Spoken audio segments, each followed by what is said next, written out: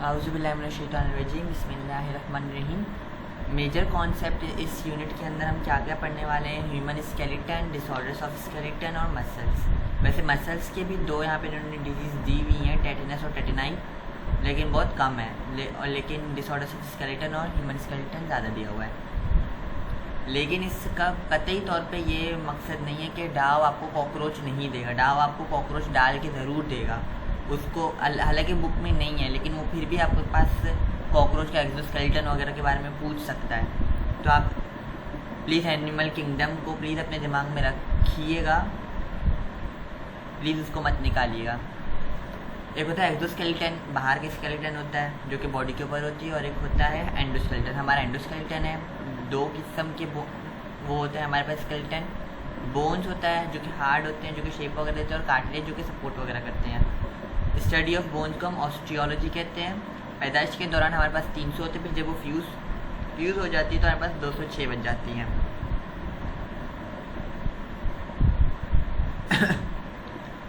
Structure of bone इतना ज़्यादा लंबा है, इसको छोड़े पहले वाले का।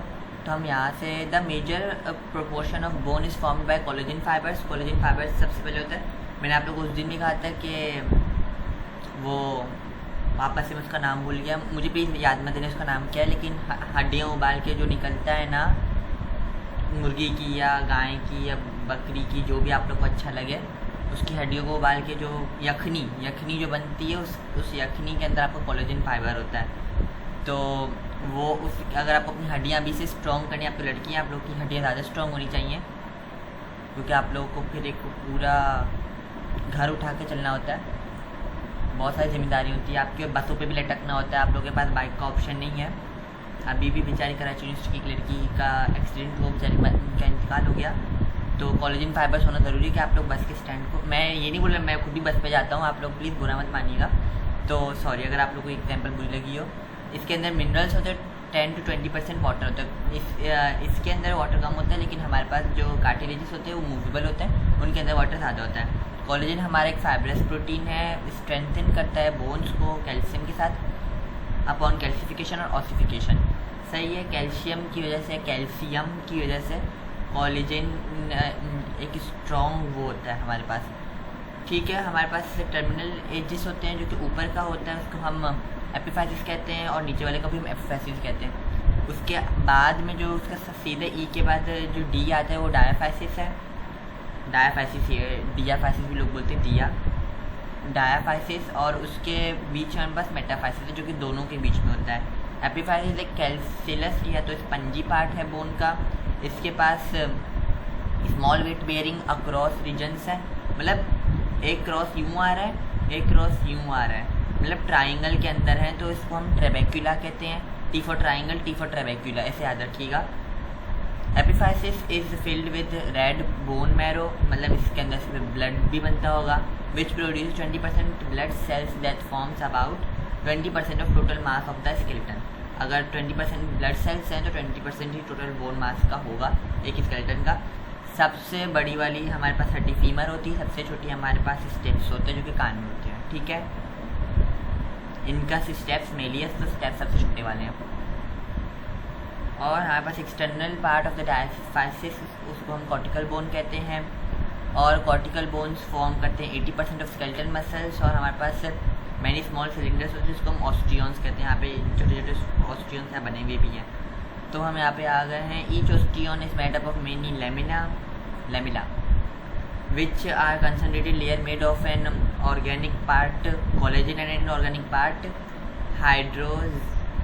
hydroxyapatite which is mostly calcium, चलो कैल्शियम ले लेते हैं, calcium phosphate. in the center of every osteon is a Haversian canal. ये यहाँ पे सही से बना हुआ है, कहाँ गया हमारा हैवर्सियन कैनाल, माशाल्लाह नहीं बना हुआ, कहाँ है हैवर्सियन कैनाल नहीं है, सॉरी स्टूडेंट्स, यहाँ पे हैवर्सियन कैनाल नहीं है, वरना यहाँ पे ड्रॉ करने का कोई ऑप्शन हो तो ये रेजर है ना, ऐसे करके ड्रॉ कर सकता हूँ मैं। ये तो बहुत पतला हो रहा है, थोड़ी थिकनेस मोटी चाहिए हमें। देखते हैं अब सही है। ये हमारे पास एक ऑस्टियोन आ गया। सॉरी, मेरे हाथ में माउस है तो सही से वाला सर्कल नहीं बना। तो हमारे पास एक ऑस्टियोन है, इसके अंदर मतलब ये हमारे पास बोन है, अंदर का पार्ट है। इसके अंदर हमारे पास बहुत सारे ना ऑस्टियोन्स होते हैं। ऑस्टियोन्स को हम यूँ गोल गोल ले लेते हैं, हमारे पास छोटे छोटे ऑस्टियोन्स होते हैं। ना गंदा मैं बना रहा हूँ, आप लोग को उल्टियाँ आ जाएंगी, लेकिन मेरी असली में वो बहुत अच्छी है ड्राइंग।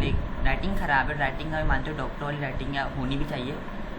तो ये हमारे ऑस्टियोन्स आ गए और इसके अंदर हमारे पास ना बीच में वापस एक और ना, जहाँ से हम वो पाए का नहीं ठक ठक करके निकालते हैं। तो यहाँ पे हमारे पास ना बहुत सारे ना छोटे छोटे होल्स होते हैं, जो कि यहाँ से ना मटेरियल्स को अंदर और बाहर पास करने में मदद करते हैं। तो यहाँ पे ना इस जगह पे ना हमारे ना छोटे छोटे ना यहाँ पे ना कैनाल्स हो रहे हैं, जिनको हम हेवर्सियन कैनाल कहते हैं। ठीक है, आई थिंक इतनी गंदी डायग्राम से लोगों को कुछ तो समझ में आया हुआ होगा, कुछ तो आया होगा, कुछ नहीं से कुछ तो आना बहुत है। तो अगर आप लोग अगर इसको अच्छे से देखना चाहते हैं तो आप लोग इंटरनेट पे जा सकते हैं। कहाँ गया? अरे इसको बंद कैसे करूँगा? अच्छा, हो गया। ये हो गया हमारे पास ये हेवर्सियन कैनाल। फिर हमारे पास which contains blood supply innervations of the blood cells in the center of the bone is the medullary canal, a hollow space lined by a honeycomb like structure called spongy और cancellous bone. ये जो यहाँ पे आप लोगों को इतने छोटे छोटे डॉट्स वगैरह नज़र आ रहे हैं, स्पंजी लग रहे ना आपको, वो जो हमारे पास डिश वॉशर भी होता है उसकी तरह होता है, उसको हम कैल्सिनस बोन कहते हैं। और हमारे पास ब्लड सेल प्रोडक्शन की साइड ये वाली होती है, ये जी नज़र आ रहा होगा, ये स्पंजी बोन्स है हमारे पास, यहाँ पे ब्लड प्रोडक्शन की साइट है।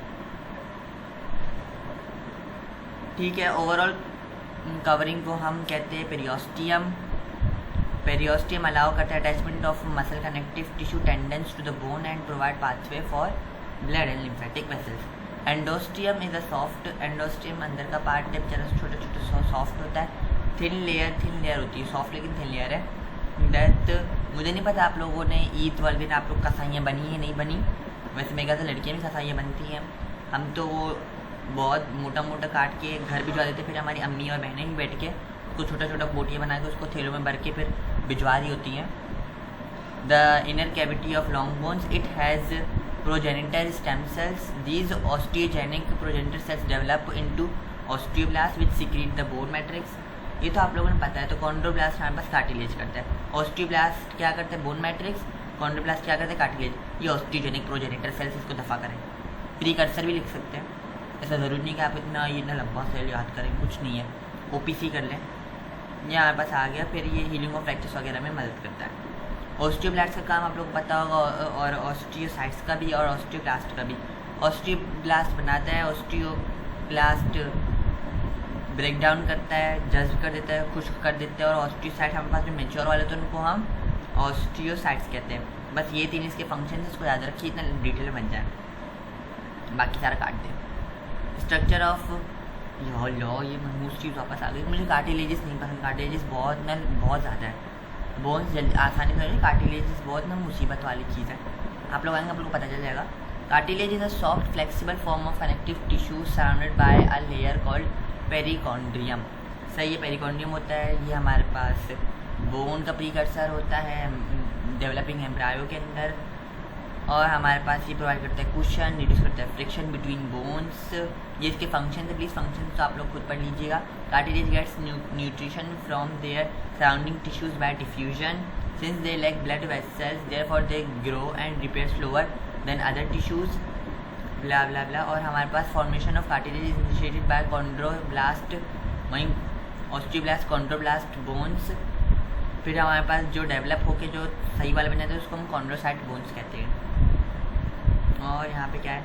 हायलिन कार्टिलेज है हमारे पास, जो कि रिब्स और स्टेनम के बीच में होता है। नोज़ है, अच्छा हाँ, नोज़ के अंदर भी हायलिन कार्टिलेज होता है। और हमारे पास मेन जॉइंट्स के अंदर भी हायलिन कार्टिलेज होता है। फिब्रो कार्टिलेज हार्ड डिस्क होता है, ये प्रेजेंट होता है हमारे पास इंटरवर्टिब्रल डिस्क में, नी जॉइंट में। और फिब्रो कार्टिलेज हमारे ब्रेन में भी होते हैं, ब्रेन में मतलब ब्रेन में नहीं, ब्रेन के ऊपर जो स्कल है वहाँ पे।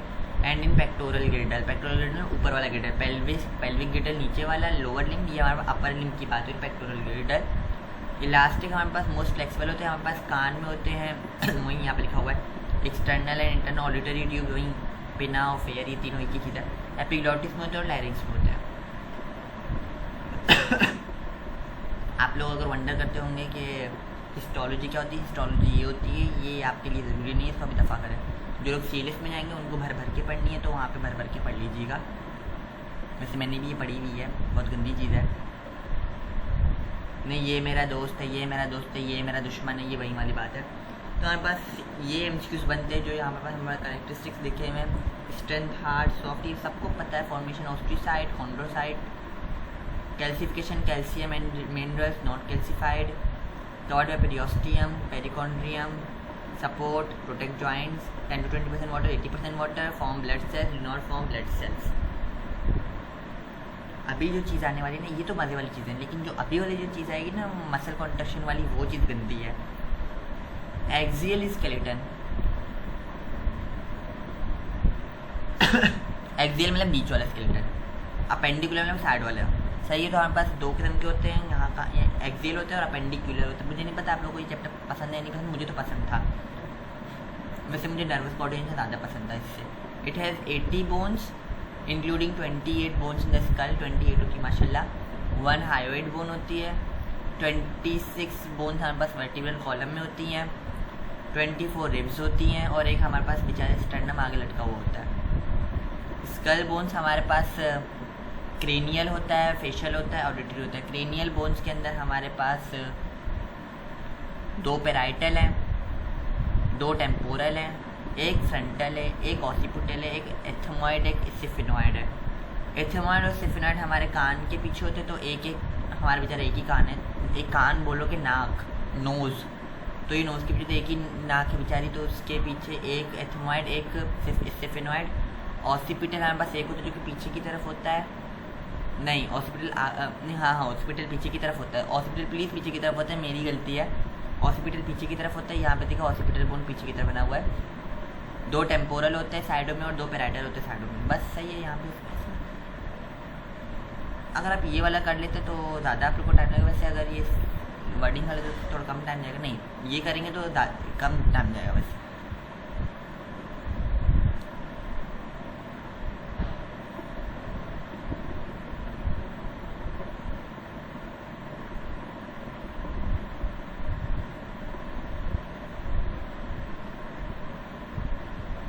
ऑडिटरी ऑसिकल्स होते हैं हमारे पास, help in transmission of sound waves from external to internal. हमारे पास ये है 2 मैनीज होते हैं, 2 स्टेप्स होते हैं, 2 इनकस होते हैं, मतलब एक कान में एक, 2 कान में 2, ये वो वाली बात हो रही है, ठीक है।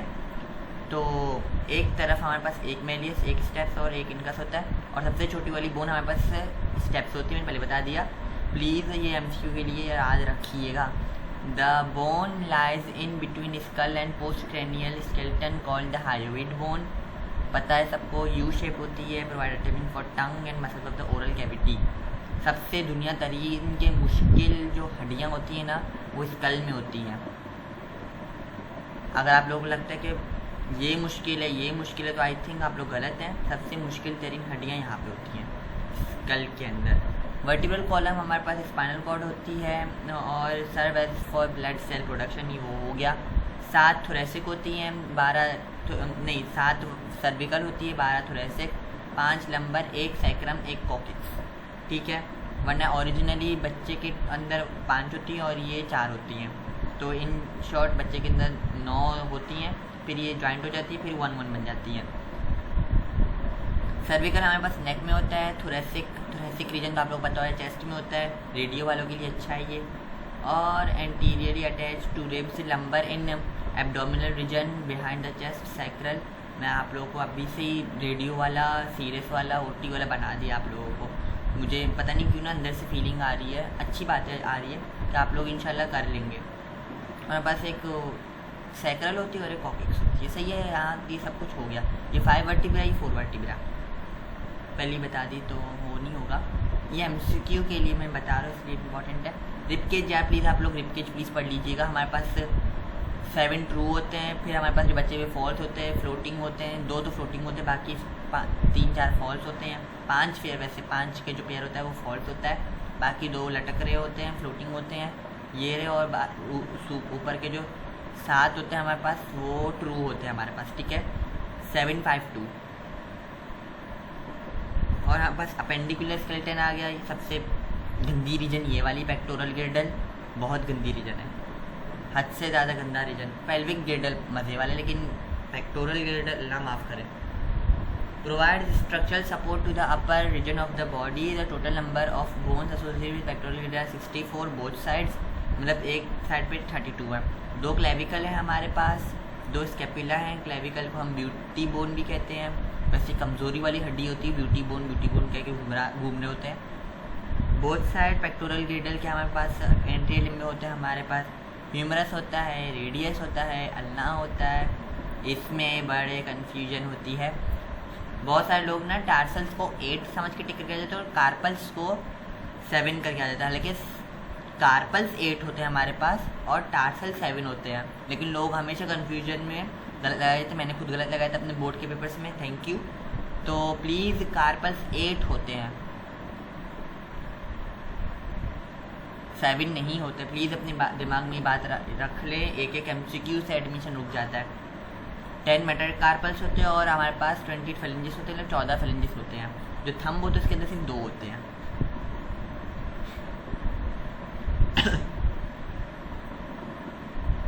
वो बोल रहे थे ना, ये इज्तिमाई जमात वाले आए थे, तो ये लोग बोल रहे थे हमारे पास जो उंगलियों के अंदर वो जो गैप्स होते हैं तो वो 30 होते हैं। तो मैंने उनको उनके बयान के बीच में टोक दिया, नहीं 28 होते। सब बैठ के हंस रहे थे, तो मुझे लगा शायद मैंने कुछ गलत बोल दिया, लेकिन मैं तो करेक्ट कर रहा था ना। लेकिन मैं होशियारी झाड़ रहा था, देखो तो भी नहीं आता, मुझे आता है। तो लेकिन वो बेचारे को आएगा भी क्यों, बेचारा मिठाई वाला था। ये मिठाई वाले ना बिजनेसमैन ने बड़े अच्छे चालाक होते हैं। देखो उनको कोई काम वगैरह नहीं होता है, अपनी दुकान बंद करके घूमते फिरते, फिर हमें हमारे जैसे जो नौकरी पेशा लोग हैं, पढ़ने वाले होते हैं, उनको फिर पकड़ के तंग करते हैं। The total number of bones in pelvic girdle and associated lower limb bones are 62। फिर हमारे पास ये आ गया इनोमिनेट, ये अच्छा है। All this bones are found, ये जो हमारे पास पेल्विक गिर्डल की बात हो रही है ना, 2 इलियम, 2 स्कियम, 2 प्यूबिस। इलियम आपको पता है वो जो इलियोसिकल वॉल्व वो वाला इलियम से आ रहा है, प्यूबिस आप लोग को पता होगा, और स्कियम। ये तीनों जब बनते हैं ना, फ्यूज हो जाते हैं, तो हम इनको कहते हैं इनोमिनेट बोन्स। ये हमारे पास इनोमिनेट बोन्स हैं। तो अगर कभी भी इनका पूछा जाए ना कि ये तीनों मिलके क्या बना रहे, तो इनोमिनेट बना रहे, ये MCQ में आता है। हिप और कर्व्ड, ये एक बात हो रही है, और curved coxal bones in 2 halves, मतलब एक हाफ में आधे और एक हाफ में आधे। कहाँ गया, बना हुआ ही नहीं माशाल्लाह, नीचे होगा शायद, हाँ ये रहा। एक हाफ में ये यहाँ से यहाँ तक ये कॉक्सल बोन हो गया इस तरफ का, और यहाँ पे कॉक्सल बोन हो गया। वरना अगर आप इसको पूरा मिला के करेंगे तो ये हमारे पास नथिंग एल्स इनोमिनेट होता है। ये थोड़ा कुछ ज़्यादा ही जूम है, थोड़ा पीछे हो जा भाई, नहीं हो रहा, पीछे हो जाओ। अरे कुछ ज़्यादा ही पीछे चला गया, आगे आ जाओ, हाँ सही है, ये तो वैसे ही हो गया फिर, खैर छोड़ें। 2 coxal bones form bowl shape pelvis that keep the female reproductive organ, सही बात है। The ring-like shape of the girdle is due to the joining of the coxal bone with the sacrum of the vertebral column at the anterior side। अगले की तरफ जो sacrum है वहाँ से कॉक्सल बोन उसके अंदर अटैच होके गिडल का शेप बनाता है। And below by a joint in between pubic part called pubic symphysis या सिम्फाइसिस ले लें। पोस्टीरियर लिम्स हमारे पास 2 फीमर होते हैं, 2 टिबिया, 2 पटेला, 2 फिबुला, 14 टार्सल्स मतलब वही 7 टार्सल्स, 10 मेटाटार्सल्स, 28 फेलेंजेस। जॉइंट्स हमारे पास होते हैं फिब्रस जॉइंट, 360 जॉइंट्स। आप लोग सोचें, आप लोगों को 360 जॉइंट्स के नाम याद करने पड़ेंगे। SIUT ने डाव वाव वाले बेकार लोग हैं, वो नहीं करवाते मेडिकल टेक्नोलॉजिस्ट को पूरे याद, और DPT वालों को ये पूरे करने पड़ेंगे क्योंकि उनको जॉइंट्स के साथ ही ताल्लुक है। फिब्रस जॉइंट्स, कार्टिलेजिनस जॉइंट्स और साइनोवियल जॉइंट्स। फिब्रस जॉइंट्स में हमारे पास डेस्क कनेक्टिव टिश्यू होता है कंटेनिंग कोलेजन फाइबर, ठीक है। और इसके कुछ एग्जांपल्स होंगे, एग्जांपल्स यहाँ पे बने हुए हैं, लिखे हुए नहीं हैं, इतने कंफ्यूज हैं ये लोगों ने, कुछ लिखा हुआ ही नहीं है। तो यहाँ पे हम फिब्रस जॉइंट के एग्जांपल्स देख लीजिए। ये पटेला फिबुला के बीच में मतलब पेल्विक गिर्डल में है हमारे पास। सूचर लाइन हमारे पास नहीं बोलते हैं कि ब्रेन में सूचर कहाँ होते हैं, स्कल में। स्कल की बोन आप लोग बच्चों के देखें ना, जो 1-1.5 साल के पैदाइशी बच्चे होते हैं, उनका सर ना कोक की बॉल की तरह होते हैं, क्योंकि उनके जो हड्डियाँ ना वो फ्यूज़ नहीं हुए होते हैं, सॉफ्ट होते हैं, फिर वो इस तरह से सूचर्स बना बना के फ्यूज़ हो जाते हैं। अगर कोई आपकी टीचर जो होशियार बन रही है कि नहीं ब्रेन में सूचर होते ही नहीं है, तो बोला आप गलत है, हम ठीक है, क्योंकि आप लोगों को फ्यूचर में ऐसी मिलने वाली है शायद। किसी का माइक ऑन है, बंद कर दे इससे पहले कि उनको मीटिंग से निकाल दूँ। तो हमारे पास ये सॉकेट का ये आ गया हमारे पास, यहाँ पे तीत में भी होते हैं। कार्टिलेजिनस जॉइंट्स हमारे पास हाइलिन या फिब्रस के साथ जो मतलब दो बोन के बीच में जो एक जंक्शन होता है, हमारे पास कार्टिलेजिनस का जंक्शन होता है। देखिए बीच वाली भी बोन है, ये साइड वाली भी बोन है, ऊपर भी बोन है, नीचे भी बोन है, पीछे ही बोन है, इनके बीच में क्या है, कार्टिलेजिस है। ठीक है,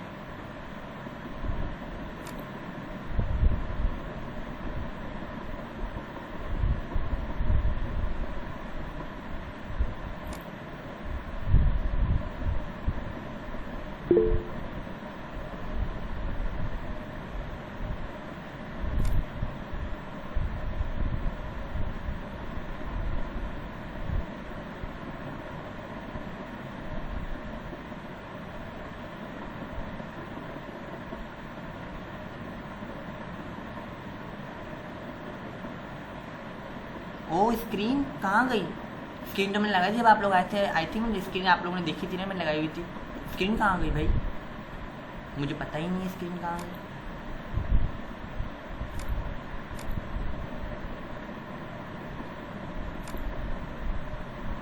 अचानक गायब हो गई, मैंने तो कुछ दबाया हुआ भी नहीं था। अब आ गई, गायब कैसे हुई भाई? जी पूछे फाकिया।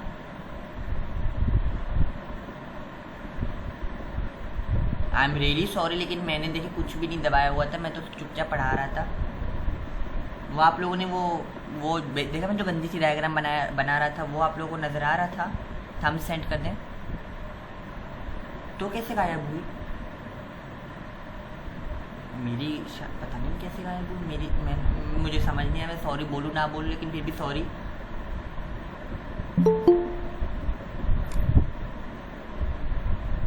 आगे आप फिर अपना क्वेश्चन टाइप करके छोड़ दीजिएगा, मैं पढ़ लूँगा। ठीक है, हम क्लास कंटिन्यू कर लेते हैं। साइनोवियल जॉइंट है हमारे पास, पता नहीं शुरू से पढ़ा हूँ या इधर से कंटिन्यू करूँ, लेकिन आप लोगों के पास शायद बुक होगी। तो हमारे पास साइनोवियल जॉइंट होते हैं। Synovial joints are the most lovable joints, बहुत ईजी होते हैं इनका पढ़ना, लेकिन यहाँ पे लंबे दिखाए में। वैसे सही बात है, लंबा आप लोगों को पढ़ा रहे हैं कि आप लोगों को आसानी हो। फ्री मोबिलिटी होती है इनकी, कॉम्प्लेक्स होते हैं। कैप्सूल मतलब ये जो हमारे पास जो पटेला रीजन होता है ना, वहाँ की एग्जाम्पल अगर आप लेना तो पटेला नहीं ऐसे मज़े से मूव करा होता है, और हमारा जो अपर लिम्ब का ये वाला हाथ बॉल एंड सॉकेट वाला जो पार्ट है, वहाँ पर भी साइनोवियल फ्लूइड होता है। ये साइनोवियल मेम्ब्रेन है, उसके अंदर साइनोवियल कैविटी होती है। साइनोवियल कैविटी के अंदर साइनोवियल मेम्ब्रेन के अंदर साइनोवियल कैविटी होती है। साइनोवियल कैविटी के अंदर साइनोवियल फ्लूइड होता है जो कि फ्लो कर रहा होता है, जो कि लुब्रिकेट और नॉरिश करता है आर्टिकुलेटिंग कार्टिलेजिस को surface with in the joint. दो जॉइंट होते हैं, दो बोन्स का एक जॉइंट बनता है, ऊपर उसके कार्टिलेज होते हैं। कार्टिलेज के अंदर साइनोवियल मेम्ब्रेन होती है। यहाँ पे बना हुआ है या नहीं, क्यों नहीं बना हुआ? और फिर साइनोवियल मेम्ब्रेन के अंदर साइनोवियल कैविटी और साइनोवियल फ्लूइड। ये एमसीक्यू पता है कैसे बनता है? इसके एमसीक्यू ये बनता है कि करेक्ट सीक्वेंस पूछ लेते हैं। तो पहले जॉइंट होगा, जॉइंट के बाद अगर कार्टिलेज लिखा हुआ है, एरोज बने हुए होते हैं। जॉइंट के बाद कार्टिलेज, कार्टिलेज के बाद साइनोवियल मेम्ब्रेन, फिर कैविटी, फिर साइनोवियल फ्लूइड। ऐसा अगर कोई आपको ऑप्शन आता है तो आप उसको टिक लगाएंगे आगे पीछे करके, फिर बहुत ईजी। लेकिन वो फिर बस थोड़ा इन वर्डिंग को घुमा के एमसीक्यू बना लेते हैं वो। ठीक है, फिर हमारे पास ये आता है, there are different types of hinge joint होते हैं, प्रेजेंट होते हैं ह्यूमरस और अल्ना के बीच में। ह्यूमरस हमारा जो स्कैपुला के साथ जो जुड़ा हुआ है वो हमारा ह्यूमरस है, और ह्यूमरस रेडियो अल्ना के साथ जो जुड़ा हुआ है वहाँ पे हमारे पास हिंज जॉइंट होता है। ये हिंज जॉइंट, पाइवट जॉइंट, बोलते हैं सॉकेट जॉइंट, ये प्लस इनकी एग्जांपल्स और इनका क्या करवा दो, इनका एक्शन क्या होता है, ये चीज़ पूछते हैं। हिंज जॉइंट कहाँ पे होता है? ह्यूमरस और अल्ना के बीच। ये आपका एमसीक्यू बन सकता है। अगर ये पूरा बता दे तो अलाउ क्या कराते हैं? फ्लेक्शन और एक्सटेंशन दोनों करवाते हैं इन जस्ट वन प्लेन, मतलब सिर्फ ऊपर नीचे करवा सकते हैं और कहीं जगह नहीं करवा सकते हैं। पाइवट जॉइंट हमारे पास प्रेजेंट होते हैं प्रॉक्सिमल और डिस्टल, मतलब पिछला, और दूसरा जॉइंट होता है पिछला, मतलब जो आप आपके जो हथेली के अंदर की जगह है ना, वाइट वाइट, सबकी वाइट है, मेरी भी वाइट है, मेरी ब्राउन या काली नहीं है, तो आप लोगों को हाथ की लकीरें नज़र आ रही होंगी, जो लोग लकीरें पढ़ते हैं, तो उसको हम प्रॉक्सिमल एंड हमारा वो होता है हाथ के अंदर। और हैंड की बात हो रही है, और अभी यहाँ पर रेडियो अल्ना की बात नहीं हो रही है, मैं हैंड की बात कर रहा हूँ। और जो दूसरा वाला हिस्सा होता है जहाँ पर हमारे नाखून लगे हुए, तो हमारा वो वाला हिस्सा डिस्टल होता है, मतलब दूसरा वाला एंड वो होता है। कभी भी अगर मैं अभी आप लोगों को बता रहा हूँ कि प्रॉक्सिमल, तो आप लोग प्रॉक्सिमल मतलब अपने अंदर वाले साइड को देखेंगे, और डिस्टल मतलब बाहर वाले साइड को देखेंगे। Radio ulnar joint allows twisting movement, सही है, ट्विस्ट कराने में हेल्प करते हैं। ये बोन्स एक दूसरे के ऊपर स्लाइड करते हैं, उनको स्लाइडिंग जॉइंट्स को हम पाइवेट जॉइंट कहते हैं। बॉल एंड सॉकेट हमारे पास शोल्डर में होते हैं, हिप्स में होते हैं, जो कि ऑल डायरेक्शन में हमारी मूवमेंट कर रहे होते हैं। कॉन्डाइलॉइड हमारे पास modified by structurally different ball and socket also allow movement in all direction, for example radio carpal joint. Gliding joint is also called the plane joint, it only permits limited movement like bending और slipping one bone to another wrist and vertebral column, मतलब बिल्कुल slide movement होती है। ये जो joints हैं gliding, condyloid वगैरह वगैरह, ये प्लीज़ आप लोग कर लीजिएगा, ये चीज़ें एमसीक्यू में पूछा जाता है, जिनकी एग्जाम्पल्स दी हुई हैं, कैसे ये लग के एक दूसरे को मूव करा देते हैं। डिसऑर्डर्स ऑफ स्केलेटन, माशाल्लाह हम डिसऑर्डर्स ऑफ स्केलेटन पे आप भी गए। स्पॉन्डाइलोसिस ये एमसीक्यूज में आती हैं। डिजीज़ भी, ये चैप्टर अच्छा चैप्टर है, आसान भी और एमसीक्यूज के लिए इम्पोर्टेंट, तो बहुत प्यारी बात है।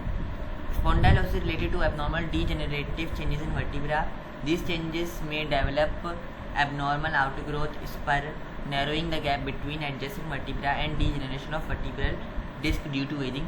मतलब वो नहीं बेचारे उठ नहीं पाते, बिल्कुल झुक जाते हैं, बिल्कुल टेढ़े हो जाते हैं। क्यों हो जाते हैं? क्योंकि उनके अंदर जो बीच का ये जो एबनॉर्मल एक ग्रोथ है, जो कि बीच की जो जगह होती है उसको खा जाते हैं।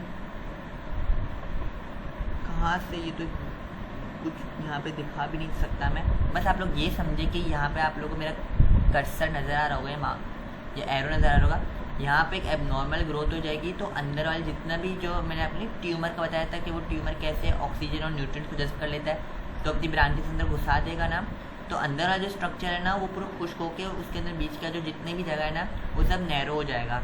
तो narrowing the gap between two adjacent vertebra and degeneration of intervertebral discs due to ageing. यहाँ पास एक नॉर्मल एक फिजियोलॉजिक कंडीशन के बारे में बताया हुआ है कि ये बूढ़े लोगों में होता है ज़्यादातर, ऐसा सभी तो मेरे मोहल्ले के तो बूढ़े लोग बहुत ज़्यादा ही ताकतवर है। अल्लाह हमें भी उनकी तरह ताकत दे, आमीन। सबको, हम सब जहाँ पे बैठे हुए हैं, इज्तिमाई दुआ। सर्विकल स्पाइन हमारे पास neck, thoracic spine, upper and mid back, और मेरी जमात गई 7:45 को होती है अब। और लंबर स्पाइन, लोअर बैक, यहाँ पे ये लिखा हुआ है। लंबर स्पॉन्डाइलोसिस और सर्विकल हमारे पास मोस्ट कॉमन है। यहाँ पर सिम्टम्स होते हैं पेन, नंबनेस और टिंगलिंग। शिएटिका, ये लेमेन टर्म है, शिएटिका ये कोई साइंटिफिक टर्म नहीं है, लेमेन शिएटिक वाले बोलते हैं। सबसे जो बड़ी नर्व है यहाँ पे आती है, और अगर ये कुछ चीज़ से कोई यहाँ पे ये जो बोलते हैं ना कंप्रेस होती है, ये यहाँ पे कहीं पर भी कंप्रेस नहीं होती, ये कंप्रेस यहाँ पे होती है। ये जो हमारा वर्टिब्रल कॉलम है ना, सैक्रल, लंबो सैक्रल हमारे पास ना प्लेक्सस होता है।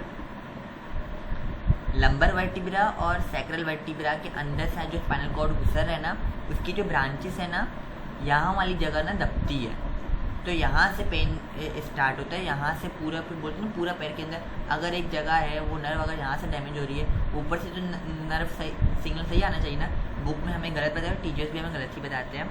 वैसे लंबो सैक्रल से हमारे पास शिएटिक नर्व आती है, वहाँ से ये यहाँ पे कुछ अगर कुछ लग गया या कपड़े धोना बैठ के झाड़ू पोंछा मारना, ये उनके अंदर ज़्यादा होता है। शिएटिक नर्व लॉन्गेस्ट है, थिकेस्ट नर्व है, made up of 5 nerve roots हमारे पास वही है, 2 हमारे पास लंबर से हैं, 3 हमारे पास सैक्रल से हैं, which come together to form a right and left sciatic nerve, क्योंकि दूसरी में भी तो जाएंगी ना, through hips and goes down the leg ending just below the knee the fibers into other nerve. मतलब यहाँ पे अगर ख़त्म हो जाती है ना, तो ख़त्म यहाँ पे नहीं होती, शिएटिक नर्व यहाँ पे एक ना फॉसा होता है, फॉसा एक होल को कहते हैं। नी के अंदर ना कि यहाँ पे ना छोटा सा फॉसा मतलब होल, वहाँ पे ना पॉप्लीटियल फॉसा, ये जो हमारे पास जो पटेला वाली जगह है ना, इसको हम पॉप्लीटियल फॉसा कहते हैं। जब ये यहाँ से गुजरती है ना तो यहाँ पास फीमोरल नर्व बन जाती है, फिर फीमोरल नर्व के फिर ब्रांचेस वगैरह बन जाती हैं। तो शिएटिक नर्व मतलब at the end of the day यहाँ तक कंटिन्यू होकर जाता है, यहाँ पे ख़त्म नहीं हो जाता है शिएटिक। फिर ये यहाँ पे just below the knee then into other nerve branches, सही है। फिर ब्रांच कर लेते हैं अलग चीज़ों में, which continue down the leg and into the foot and toes. The main symptoms of the sciatica pain originated from the lower back, यहाँ पे लोअर बैक यहाँ पे सही दिया हुआ है, radiate down the leg. Sciatica can come suddenly और gradually, it depends on the cause. Disc slip हमारे पास, ये वाली जो स्लिप है, ये जो डिस्क है हमारे पास, ये थोड़ी सी आगे की तरफ निकल जाती है। तो यहाँ पे ये वाली और ये वाली हड्डी की जो बीच की जगह है ना, तो ये तो आगे निकल गई, तो अभी ये वाली हड्डी और ये वाली हड्डी ना यहाँ पे ना दबना शुरू हो जाती है।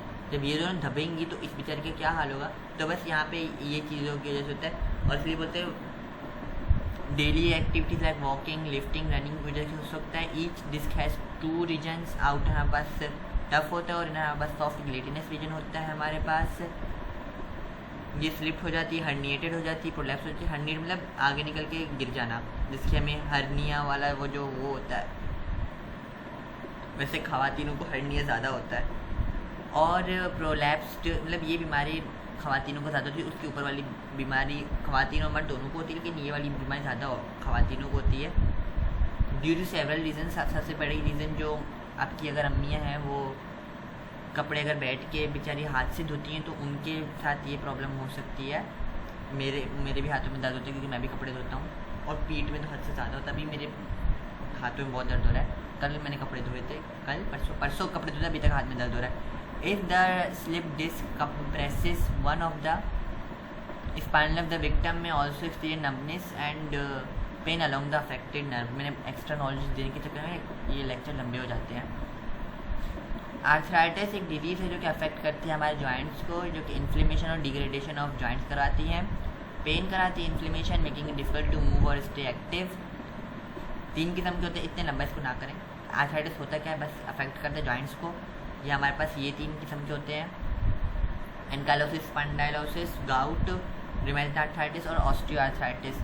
ये हमारे पास ओल्डर एडल्ट्स में होता है। इसका नाम क्या है, ऑस्टियोआर्थराइटिस डेवलप होता है जो जॉइंट्स कार्टिलेज ब्रेक डाउन हो जाते हैं रिपीटेड स्ट्रेस की वजह से, वहीं कपड़े धोना। एनकाइलोसिस, स्पॉन्डाइलोसिस और arthritis of the spine lower back की तरफ होता है। गाउट यूरिक एसिड की फॉर्मेशन की वजह से जो जॉइंट्स होता है हमारे पास, जो नी जॉइंट होता है वहाँ पे गाउट ज़्यादा होता है। यूरिक एसिड वहाँ पे जमना शुरू हो जाए। Uric acid come from nothing else, जो हमारे न्यूक्लिक एसिड होते हैं वो भी तो मेटाबोलाइज होते हैं ना, वो भी तो डीजनरेट होते हैं। जब वो डीजनरेट होते हैं, अगर कुछ ज़्यादा ही तादाद में हो रहे हैं तो यूरिक एसिड की तादाद बढ़ना शुरू हो जाती है और वो जॉइंट में जमना शुरू हो जाता है। जिस तरह से हमने अमीनो एसिड का पढ़ा कि जब उनका वो ज़्यादा हो जाता है कि फिर यूरिया ज़्यादा बनना शुरू हो जाता है, फिर मसले हो जाते हैं। कार्बोहाइड्रेट्स का हमने जैसे पढ़ा कि अगर वो ज़्यादा हो जाए तो हमारे पास डायबिटीज़ वगैरह की बीमारी हो जाती है, हाइपरग्लाइसीमिया हो जाता है या हाइपोग्लाइसीमिया हो जाता है। और उसी तरह हमारे पास लिपिड की क्वांटिटी बढ़ गई तो हमारे पास कोलेस्ट्रॉल, हाइपरटेंशन, हार्ट अटैक, ऐसी चीज़ें हो सकती है। तो मतलब हर चीज़ ज़्यादा की अगर उसमें हम खाएंगे या ज़्यादा की तादाद हम लेंगे तो बीमारियाँ, कुछ नहीं बोलते अच्छा खाना खाएंगे, अच्छा खाना, अगर आप लोग दिल के लिए अच्छा सारे दिन अगर टमाटर खा रहे हैं तो यूरिक एसिड तब भी बढ़ रहा है। Rheumatoid arthritis a disease that causes immune system to attack, ये हमारे पास जेनेटिक होता है। अगर कहीं पे आ गए कि यूरिक एसिड से कौन सा होता है तो गाउट होता है। अगर आ जाए कि आपका वो क्या होता है जेनेटिक कौन सा वाला है तो आपके पास रूमेटॉइड आर्थराइटिस जेनेटिक वाला है। ये भी MCQs 2 बन सकते हैं। Types of bone fracture, simple, compound और कॉम्प्लिकेटेड। ये यार नथिंग एल्स, ये बहुत छोटे होते हैं। इनको प्लीज़ एक बार घर जाके आप लोग खुद पढ़ लीजिएगा, इसमें कोई बताने वाली बात नहीं है कि मैं इसमें बताऊं। सिंपल सी बात है, ये वाली बिल्कुल कॉमन है, ये थोड़ी कंपाउंड है और ये तो बिल्कुल ही ओपन फ्रैक्चर है। सबसे ज़्यादा दर्द इसमें होता है और सबसे कम इसमें होता है। इतनी तो अगर सिंपल फ्रैक्चर अगर थोड़ा सा अगर आधे से अगर लग जाए ना तो तब भी जो ह्यूमन बॉडी है ना, क्यों बोलते हैं भागना ज़रूरी है। इसके अंदर क्या होता है, हमारे पास ना स्मॉल ना माइनर फ्रैक्चर्स आ जाते हैं। उसकी वजह से जो हमारी हड्डी की बीच की जगह है वो थोड़ी खुल जाती है और जब ऑस्टियोब्लास्ट आते हैं तो वो उस जगह की हड्डी को बढ़ा देते हैं और फिर ऑस्टियोसाइड उस जगह जब मैच्योर करते हैं तो वो हड्डी थोड़ी और लंबी हो जाती है। तो इसलिए क्यों बोलते हैं कि दौड़ना चाहिए, लटकना चाहिए। मैंने सब कुछ कर लिया, मैं फिर भी लंबा नहीं हो रहा, पता नहीं क्यों। फिब्रोकार्टिलेजिनस कैलस कैसे बनता है यहाँ पर सिंपल वाले का बताया हुआ है, इतना लंबा नहीं है ये। और अगर आप लोगों को इतना लंबा नहीं करना है तो मैं आप लोगों को एक बात बता दूँ, आप लोग बस ये डायग्राम कर लीजिएगा, आप लोगों का काम हो जाएगा। लेकिन डायग्राम को भी तब कीजिएगा कि आपका नाम क्या, आपको यहाँ पे ऑस्टियोक्लास्ट ऑस्टियोब्लास्ट का यहाँ पे जिक्र नहीं है, तो ऑस्टियोक्लास्ट ऑस्टियोब्लास्ट का जो रोल है वो आप लोग यहाँ पे साइडों में लिख दें, आप लोगों का काम हो जाएगा। आप लोग देखें यहाँ पे बोन जब जैसी टूटी तो बीच में जगह होलो हो गई, फिर यहाँ पे वो हुआ, सब कुछ हुआ, फिर ये जो ये बीच वाली जगह है ना यहाँ पे और मटेरियल आना जमा हो जाएगा, तो आपकी हड्डी लंबी हो जाएगी। इसीलिए माइनर फ्रैक्चर्स के साथ इस तरह से हड्डियाँ लंबी होती हैं। ये हमारे पास छोटे बच्चों में होता है डिसलोकेशंस, सेपरेट जॉइंट्स की बीमारियाँ होती हैं, आर्थराइटिस, वीकनिंग ऑफ मसल्स और टेंडन्स, जो नहीं बोलते बच्चों को नहीं खींचना चाहिए, ये उस वजह से होता है स्वेलिंग। और ये फिजियोथेरेपिस्ट आप लोग खुद भी ना, अगर आप लोगों को आता हो यूट्यूब पे वीडियोस देख लो और ट्राई मारने, अगर आपके पास नीज और नेफ्यूज़ हैं उनके ऊपर, अल्लाह ना करे उनको कुछ हो, लेकिन फिर भी आप लोग ट्राई कीजिएगा, आप लोग के साथ भेजिएगा। और अगर कभी अल्लाह ना करे किसी बच्चे के साथ ऐसा होता है तो पीटी के पास ले जाएँ, पीटी के पास भी एक्सरे होता है, तो वो पीटी बिना किसी ऑपरेशन वगैरह के इसको लोकेट करके दे देगा। वरना ये जो हमारे पास जो हड्डी के डॉक्टर होते हैं ये तो लूटते हैं इंसानों को। स्प्रेन ये तो सबके साथ हुआ है, ट्विस्ट हो जाता है, फिर दर्द पैदा होता है, ये सबको इन्फ्लेमेशन और वो पता है। और हमारे पास फर्स्ट एड किट क्या होती है ये हमारे पास, हमें पता है कि अगर किसी को चोट वगैरह लग जाए, कहाँ की इंजरी हो गई, तो apply ice pack, cold compress के वहाँ पे वाजो कंस्ट्रिक्शन हो जाए, wet cloth for some time, apply a compression elastic. हमें ये इसलिए करवाना है वाजो कंप्रेशन के इस जो डैमेज साइड है ना वहाँ पे थोड़ा खून का ना, जहाँ से बह रहा है ना, वो अगर कंस्ट्रक्ट जाएंगे तो खून का बहाव कम हो जाएगा। या तो टॉर्निकेट हमारे पास होता है, टॉर्निकेट तो आप लोगों ने कभी ना कभी खून तो निकलवाया होगा ना, तो तब भी बांधते हैं ताकि खून का फ्लो कम हो जाए। फिर हमारे पास एलिवेट कर देते हैं उस जगह को, नहीं बोलते हैं आप अगर कोई छुरी से भी कट लग गया तो उस जगह को ऊपर करके पकड़े, नीचे ना करो, दांतों खून बहेगा। ये हमारे पास अगर बैंडेजेस हैं तो वो लगा दें, तब तक के लिए सपोर्ट करें, तब तक बाहर से या असली वाली मदद नहीं आ जाती है। तो आज हमारा ये ख़त्म हो चुका है, कल हम इंशाल्लाह मसल्स स्टार्ट करेंगे।